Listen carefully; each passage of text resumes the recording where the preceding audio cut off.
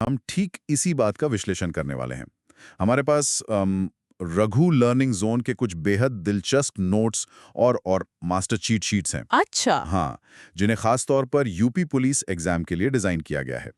इनका मुख्य फोकस उत्तर प्रदेश के प्रमुख लोक नृत्य, मेले और उत्सवों पर है। लेकिन यहाँ जो सबसे चौंकाने वाली बात है, वो क्या है? वो ये है कि ये नोट्स रटने का पूरी तरह से विरोध करते हैं। मतलब रटना तो है ही नहीं। बिल्कुल। और ये बहुत लॉजिकल भी है। हम्म, आमतौर पर। नृत्य। अच्छा, इसके लिए क्या ट्रिक है? इसके लिए जो ट्रिक दी गई है वो है, ब्रज क्षेत्र की महिला 108 दिए जलाती है ताकि कहीं काला ना हो जाए। अरे वाह! यहाँ पर काला शब्द को चरकुला से जोड़ा गया है। यहाँ पर जो तकनीक इस्तेमाल हुई है उसे अकॉस्टिक एन्कोडिंग कहते हैं। अकॉस्टिक मतलब आवाज से जुड़ा हुआ। बिल्कुल। काला और चरकुला की ध्वनि एक जैसी है। जब छात्र परीक्षा में चरकुला शब्द पढ़ता है तो उसका दिमाग तुरंत काला शब्द की ओर भागता है। और फिर वहां से वो 108 दियो वाला पूरा सीन सामने आ जाता। एग्जैक्टली। वो पूरा विजुअल 1 सेकंड में ट्रिगर हो जाता है।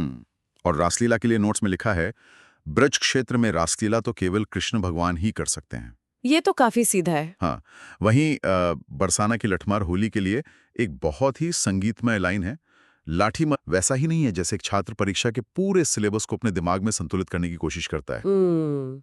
असल में देखा जाए तो छात्र का काम उस महिला से कहीं ज्यादा से हाथरस और पीछे यानी कान के पीछे से कानपुर को जोड़ा गया है। मतलब हाथरस और कानपुर दोनों का विरोध है। बिल्कुल। या फिर सोनभद्र और मिर्जापुर का कर्मा नृत्य। ट्रिक कहती है, कर्म करो जनजाति की तरह, तभी सोने में मजा आएगा। अरे वाह! सोने का मतलब सोनभद्र। हाँ, और मजा का मतलब मिर्जापुर। ध्यान दीजिए कि इन ट्रिक्स में एक एक नैरेटिव आर्क है, एक छोटा सा ड्रामा है। हाँ, ड्रामा तो है। अगर तुम हाथ धोने पीछे नहीं गए तो क्या होगा? नौटंकी होगी। ये कॉज एंड इफेक्ट यानी कारण और प्रभाव का सिद्धांत है। हाँ, पूर्वांचल के धोबिया नृत्य के लिए भी कुछ ऐसा ही है। धोबी का पुत्र हुआ तो सब नाचेंगे। यहाँ पुत्र पूर्वांचल को दर्शाता है। बिल्कुल, लेकिन यहाँ मैं थोड़ा असहमत होना चाहूंगा, या कह लें कि इस पूरी अप्रोच पर एक चुनौतीपूर्ण दृष्टिकोण रखना चाहूंगा। बताइए किस बात पर आपत्ति है आपको? देखिए, ये ट्रिक्स सुनने में बहुत मजेदार हैं, हंसी भी आती है, लेकिन क्या हम एक एमसीक्यू परीक्षा पास करने। बहुत सारी इन्फॉर्मेशन। हाँ, और वो जगह है आगरा। ओहो, आगरा। आगरा में कई प्रमुख मेले और उत्सव होते हैं। ऐसे में कंफ्यूजन होना तो तय है। और इसी कंफ्यूजन को दूर करने के लिए रघु लर्निंग जोन ने जो ट्रिक बनाई है, वो मुझे सीधे तौर पर मेमोरी पैलेस की याद दिलाती है। अच्छा, ये तो प्राचीन ग्रीक और रोमन वक्ताओं द्वारा इस्तेमाल की जाने वाली एक बहुत ही क्लासिक तकनीक है।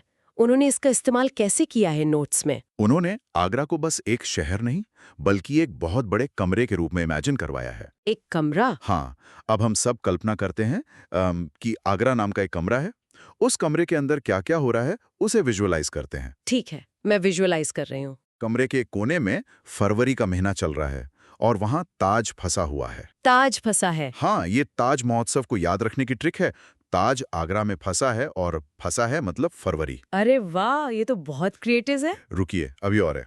उसी कमरे की छत से अचानक पशुओं का एक बछड़ा धड़ाम से नीचे गिरता है। बाप रे। ये बटेश्वर मेले की ट्रिक है।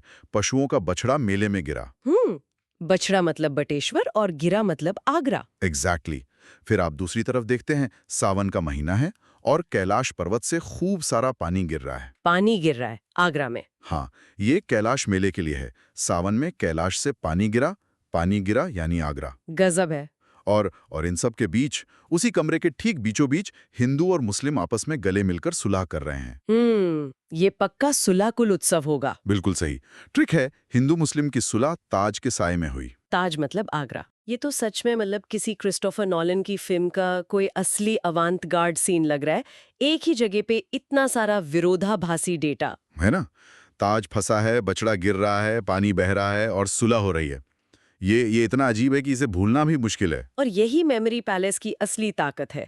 अगर हम इसके पीछे की इवोल्यूशनरी बायोलॉजी यानी विकासवादी जीव विज्ञान को समझें तो क्या समझ आता है? तो ये समझ आता है कि हमारे पूर्वज जो जंगलों में शिकार। कुछ ट्रिक्स में डर, हिंसा और एकदम एक्सट्रीम बेतुकेपन का इस्तेमाल किया गया है।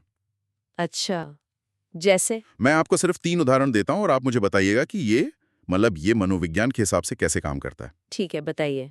मैं डिकोड करने की कोशिश करती हूँ। पहला, फर्रुखाबाद का कंपिल उत्सव। इसकी ट्रिक है, फर्रुख का भूत आया तो कंपिल या कापना शुरू किया। भूत? हाँ। दूसरा, इटावा का सैफई महोत्सव। ट्रिक है, सैफई में ईंट से ईंट बज गई।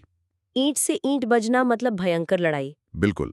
और तीसरा, जो डर से ज्यादा बेतुका है, वो है गोरखपुर का खिचड़ी मेला।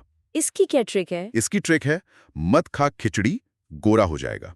गोरा से गोरखपुर। हाँ, खिचड़ी खाने से गोरा? है ना अजीब। अब एक साधारण तथ्य हम तुरंत भूल जाते हैं, लेकिन फर्रुख का भूत, ईंट से ईंट बजना या खिचड़ी खाकर रंग गोरा हो जाना, मेरा मतलब है ये सब हमारे दिमाग में हमेशा के लिए क्यों छप जाते हैं? इसका सीधा संबंध हमारे मस्तिष्क के उस हिस्से से है जिसे एमिगडाला कहते हैं। सीमित नहीं है। हाँ, ये सिद्धांत जीवन के हर उस क्षेत्र में लागू होता है जहाँ हमें भारी मात्रा में डेटा प्रोसेस करना हो। एग्जैक्टली। सोचिए, अगर कोई इस वक्त ऑफिस में किसी बड़े प्रेजेंटेशन की तैयारी कर रहा हो, या कोई नई भाषा सीख रहा हो। आज हमने देखा कि कैसे 108 दिए, गिरते हुए बछड़े और नौटंकी हमें यूपी पुलिस जैसी कठिन परीक्षा पास करवा सकते हैं। लेकिन जाने से पहले मैं एक ऐसा विचार छोड़ना चाहता हूँ जिस पर हम सभी को सोचना चाहिए। वो क्या है?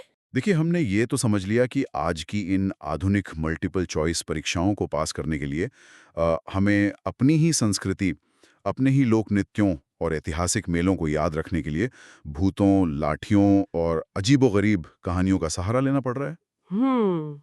एक तरह का शॉर्टकट। हाँ, तो सवाल ये उठता है कि क्या ये आधुनिक परीक्षाएं वास्तव में हमारे ज्ञान, हमारी समझ और संस्कृति के प्रति हमारे सम्मान का परीक्षण कर रही हैं? ये एक बहुत बड़ा सवाल है। या फिर ये सिर्फ हमारी इस क्षमता का टेस्ट ले रही हैं कि हम कॉग्निटिव लोड को कम करने के लिए कितनी अच्छी मनगढ़ंत और बेतुकी कहानियां बना उनकी सांसें थीं। और जिस चीज को आप रोज जीते हैं, उसे याद रखने के लिए किसी ट्रिक की जरूरत नहीं होती। बिल्कुल। जो जिया जाता है वो रटा नहीं जाता। तो क्या हम आज उस जीवन को महज एक डेटा पॉइंट में नहीं बदल रहे हैं? इसी विचार के साथ हम आज की ये चर्चा यहीं समाप्त करते हैं। कुछ नया सीखते रहिए और हाँ, अपने दिमाग के जाले को मजबूत बनाते रहिए और कहानियां बुनते रहिए।